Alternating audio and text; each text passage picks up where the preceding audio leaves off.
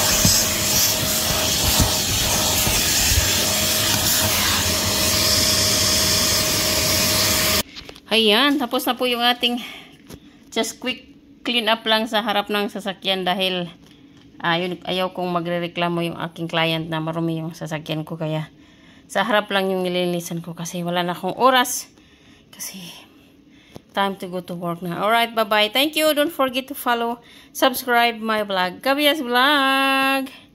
Ang Pilipinang lady driver, tagapag-alaga ng mga taong may kapansanan at physical and mental na mga tinutulungan natin para sila ay magkaroon ng magandang araw sa buhay nila. Kaya pag kayo ay magtrabaho bilang isang caregiver, kailangan mayroon kayong pagmamahal, mayroon kayong empathy sa kapwa nyo.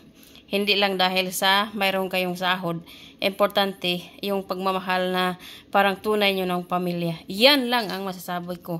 Kasi yan ang ina-apply ko sa aking trabaho. Kaya thank you, and if you like the video, please subscribe, follow, share, and comment. Thank you. Bye-bye!